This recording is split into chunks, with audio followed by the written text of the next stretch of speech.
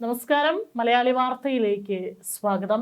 പശ്ചിമേഷ്യയിലെ യുദ്ധ സമാനമായിട്ടുള്ള സാഹചര്യം അല്ലെങ്കിൽ രക്തച്ചൊരിച്ചിലുകൾ അത് ഓരോ ദിവസം കഴിയും തോറും കൂടിക്കൊണ്ടേയിരിക്കുകയാണ്. രണ്ട് ഭാഗത്തും നാശനഷ്ടങ്ങളുടെ തോതും വർദ്ധിച്ചുകൊണ്ടിരിക്കുന്നു. ഏതായാലും നിലവിൽ ഇറാനിലെ പ്രധാന എണ്ണ ശുദ്ധീകരണശാലയ്ക്ക് നേരെ ഇസ്രായേലിന്റെ ആക്രമണം തുടർന്നപ്പോൾ ആകാശത്തേക്ക് ഉയർന്ന് അഗ്നിജ്വാലകൾ. ടോൺ ഗുയാൻ ഓയിൽ റിഫൈനറിക്ക് നേരെ ആക്രമണം ഉണ്ടായതായി ഇറാൻ സർക്കാരിന്റെ ഉടമസ്ഥതയിലുള്ള മാധ്യമങ്ങളും സ്ഥിരീകരിച്ചിട്ടുണ്ട്. ഇറാൻ സമ്പദ്ഘടനയുടെ നട്ടെല്ലായ എണ്ണ മേഖലയ്ക്ക് നേരെയുള്ള ആദ്യ ആക്രമണമാണിത്. യുദ്ധത്തിന്റെ അടുത്ത ഘട്ടത്തിൽ തങ്ങൾ പ്രധാനമായും ലക്ഷ്യം വെക്കുകയും ഇറാന്റെ എണ്ണ സമ്പത്തായിരിക്കുമെന്ന് ഇസ്രായേൽ നേരത്തെ പ്രഖ്യാപിച്ചിരുന്നു. ടെഹ്റാന് തെക്ക് മാറിയുള്ള ടോൺ ഗുയാൻ എണ്ണ ശുദ്ധീകരണശാലയ്ക്ക് പുറമെ മറ്റു ചില എണ്ണ സംഭരണ കേന്ദ്രങ്ങളിലും ഇസ്രായേൽ സേന ആക്രമണം നടത്തി. ഇറാൻ സൈന്യത്തിന് ആവശ്യമായ ഇന്ധനം വിതരണം ചെയ്യുന്ന റിഫൈനറിയാണ് തകർത്തതെന്നും ഇസ്രായേലി സേനാ വൃത്തങ്ങൾ അറിയിച്ചു. ഇറാന്റെ ഭീകര ഭരണകൂടത്തിന്റെ സൈനിക ശക്തിക്ക് നേരെ ഉണ്ടായ മറ്റൊരു കടുത്ത ആക്രമണമാണിതെന്നാണ് ഇസ്രായേൽ സേന വിശേഷിപ്പിച്ചത്. അതിനിടെ അമേരിക്കൻ കരസേനയെ ഇറാൻ മണ്ണിൽ വിന്യസിക്കാൻ അമേരിക്കൻ പ്രസിഡന്റ് ഡൊണാൾഡ് ട്രംപ് ഒരു സ്വകാര്യ യോഗത്തിൽ താൽപര്യം പ്രകടിപ്പിച്ചതായും ചില സൈനിക വൃത്തങ്ങളെ ഉദ്ധരിച്ചുകൊണ്ട് ഡെയിലി മെയിൽ റിപ്പോർട്ട് ചെയ്തു.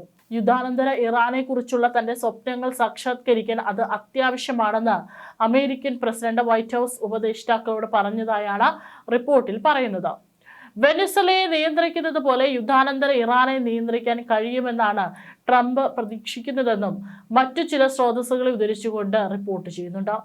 പൂർണ്ണതോതിലുള്ള ഒരു അധിനിവേശമല്ല ഇപ്പോൾ ട്രംപ് ആഗ്രഹിക്കുന്നതെന്നും വെളിപ്പെടുത്തിയ ചില ഉദ്യോഗസ്ഥർ തന്ത്രപരമായ ആവശ്യങ്ങൾക്കായി കുറച്ച് സൈന്യത്തെ വിന്യസിക്കാനാണ് ഉദ്ദേശിക്കുന്നതെന്നും പറഞ്ഞു. ഇതുവരെ വ്യോമ നാവിക പോരാട്ടങ്ങൾ മാത്രമാണ് നടന്നിട്ടുള്ളത്.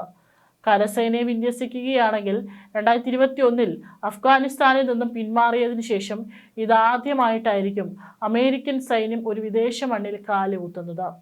ഖമേനിയുടെ പിൻഗാമിയെ തെരഞ്ഞെടുക്കുന്നതിൽ അമേരിക്കയ്ക്ക് പങ്കുണ്ടാകണമെന്ന് കഴിഞ്ഞ ദിവസം ട്രംപ് ആവശ്യപ്പെട്ടു. ഇസ്രായേലിനും അമേരിക്കയ്ക്കും അഭിമതനായ ഒരു വ്യക്തിയാണെങ്കിൽ ജനാധിപത്യ രീതിയിലല്ലാതെ തെരഞ്ഞെടുക്കുന്ന വ്യക്തിയെയും തങ്ങൾ അംഗീകരിക്കുമെന്നും അദ്ദേഹം വ്യക്തമാക്കിയിരുന്നു. അതിനിടെ വൈകിയാണെങ്കിലും മേഖലയിലേക്ക് 2 വിമാനവാഹിനി കപ്പലുകളെ അയക്കാൻ തീരുമാനിച്ച ബ്രിട്ടീഷ് പ്രധാനമന്ത്രി കീർ സ്റ്റാമറിനെ തന്റെ സമൂഹ മാധ്യമത്തിലൂടെ പരിഹസിച്ചുകൊണ്ട് ട്രംപ് രംഗത്തെത്തി. ഇപ്പോൾ 2 വിമാനവാഹിനി കപ്പലുകളെ ബ്രിട്ടൻ അയക്കുന്നുണ്ടെന്നും വിജയിച്ചു കഴിഞ്ഞ യുദ്ധത്തിൽ കൂടുതൽ ആളുകൾ തങ്ങൾക്കൊപ്പം ചേരേണ്ട ആവശ്യമില്ലായിരുന്നുവെന്നും ട്രംപിന്റെ പരിഹാസം.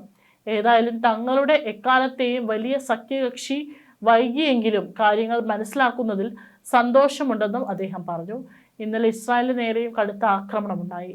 ഹിസ്ബുള്ളയുടെ റോക്കറ്റ് ആക്രമണവും ഇറാന്റെ ബാലിസ്റ്റിക് മിസൈൽ ആക്രമണവും ഏതാണ്ട് ഒരേ സമയത്താണ് നടന്നത്. വടക്കൻ ഇസ്രായേലിലെ ഹൈഫ, കിര്യാറ്റ് ഷ്മോണ തുടങ്ങിയ നഗരങ്ങളെ ലക്ഷ്യം വെച്ചായിരുന്നു ആക്രമണം.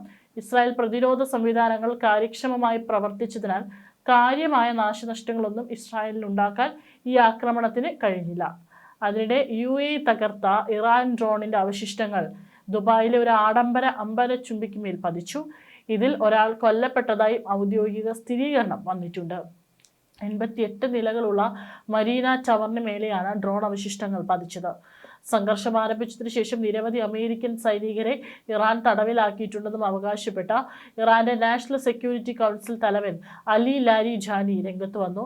ശനിയാഴ്ച എക്സ് സോഷ്യൽ മീഡിയ പ്ലാറ്റ്ഫോമിൽ പങ്കുവച്ച കുറിപ്പിലാണ് അദ്ദേഹം ഇക്കാര്യം അവകാശപ്പെടുന്നത്.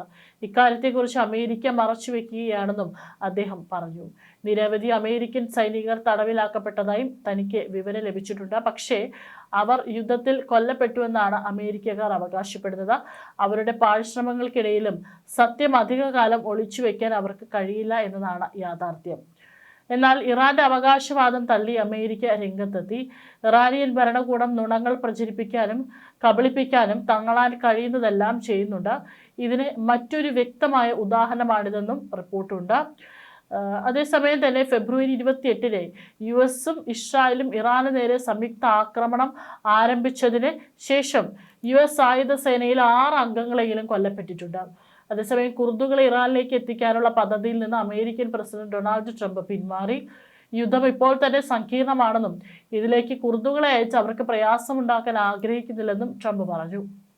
ഇറാഖിലെ കുർദ് നിയന്ത്രണ പ്രദേശത്ത് ഇറാൻ ആക്രമണം ശക്തമായതോടെയാണ് ട്രംപിന്റെ മലക്കം മറിച്ചിൽ. ഇന്ന് പുലർച്ചെ ഓസ്ട്രേലിയയിലെ US എംബസിക്ക് സമീപം ശക്തമായ സ്ഫോടനം നടന്നതായി റിപ്പോർട്ടുണ്ട്. പ്രാദേശിക സമയം പുലർച്ചെ 1 മണിയോടെയാണ് സ്ഫോടനം നടന്നത്. സ്ഫോടനത്തിന്റെ കാരണത്തെക്കുറിച്ചോ ഇതിന് പിന്നിൽ പ്രവർത്തിച്ചവരെ കുറിച്ചോ നിലവിൽ വ്യക്തതയില്ലെന്നും ഓസ്ലോ പോലീസ് അറിയിച്ചു. ഇറാൻ തന്നെയാണ് ഈ ആക്രമണത്തിന് പിന്നിലെന്ന് സൂചനയുണ്ടെങ്കിലും സ്ഥിരീകരണമില്ലെന്നാണ് റോയിട്ടേഴ്സ് റിപ്പോർട്ട് ചെയ്യുന്നത്. സ്ഫോടനത്തിൽ ആർക്കും പരിക്കേറ്റതായി റിപ്പോർട്ടുകളില്ല. മേഖലയിൽ വലിയ തോതിൽ സുരക്ഷാ ഉദ്യോഗസ്ഥരെ വിന്യസിച്ചിട്ടുണ്ടെന്ന് പോലീസ് അറിയിച്ചു. എംബസി അധികൃതരുമായി പോലീസ് ചർച്ച നടത്തി തുടർ നടപടികൾ പരിശോധിച്ചു വരികയാണ്. US എംബസിക്ക് സമീപം പുക ഉയരുന്നത് കണ്ടതായി ദൃക്സാക്ഷികളും പറയുന്നു. അതേസമയം സ്ഫോടനത്തിന്റെ വിവരങ്ങൾ പുറത്തുവിടാൻ ഇതുവരെ എംബസി അധികൃതർ തയ്യാറായിട്ടില്ലെന്നും പ്രാദേശിക മാധ്യമമായ വെർഡൻസ് ഗാങ് റിപ്പോർട്ട് ചെയ്യുന്നു. ഗൾഫ് രാജ്യങ്ങളിലേക്കുള്ള ഇറാന്റെ ആക്രമണം തുടരുന്നതിനിടെയാണ് ഓസ്ലോ എംബസിയിൽ സ്ഫോടനം നടന്നിരിക്കുന്നത്. ദുബായ് അൽ ബർഷയിൽ ഇറാൻ നടത്തിയ ആക്രമണത്തെ പ്രതിരോധിക്കുന്നതിനിടെ ഡ്രൈവറായ പാക് പൗരനും കൊല്ലപ്പെട്ടു. മിസൈൽ ആക്രമണം തടയുന്നതിനിടെ കത്തിയമർന്ന അവശിഷ്ടങ്ങൾ വാഹനത്തിൽ പതിച്ചാണ് മരണം. ബഹ്റൈനിൽ സൽമാൻ തുറമുഖത്തിന് സമീപവും US ബേസിലും തലസ്ഥാനമായ മനാമയിലും ഇറാൻ ആക്രമണം നടത്തി.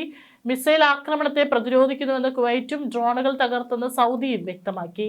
മറ്റൊരു കാര്യമെന്ന് പറയുന്നത്, കഴിഞ്ഞ ദിവസം ഇറാൻ പ്രസിഡന്റ് മസൂദ് പെസഷ്കിയാൻ ഒരു കാര്യം അദ്ദേഹം പറഞ്ഞിരുന്നു. അതായത് തങ്ങളുടെ അയൽ രാജ്യങ്ങളോട്, പ്രത്യേകിച്ച് ഈ ഗൾഫ് മേഖലകളിലുള്ള രാജ്യങ്ങളോട് മാപ്പ് ചോദിക്കുകയും തങ്ങളുടെ ആ രാജ്യങ്ങളെ ഇനി തങ്ങൾ ആക്രമിക്കില്ല എന്ന് മസൂദ് പെസഷ്കിയാൻ പരസ്യമായി പറയുകയും ചെയ്തിരുന്നു. പക്ഷേ ആ പരസ്യ പ്രസ്താവന കഴിഞ്ഞ് മണിക്കൂറുകൾ പിന്നിടുമ്പോഴാണ് ഇറാൻ സൈന്യം ഇത്തരത്തിൽ ആക്രമണം നടത്തുന്നത്. അതായത് സ്വന്തം രാജ്യത്തെ പ്രസിഡന്റിന്റെ വാക്കുകൾക്ക് പുല്ലുവില കൽപ്പിച്ചുകൊണ്ടുള്ള നീക്കമാണ് ഇറാൻ നടത്തിക്കൊണ്ടിരിക്കുന്നത്.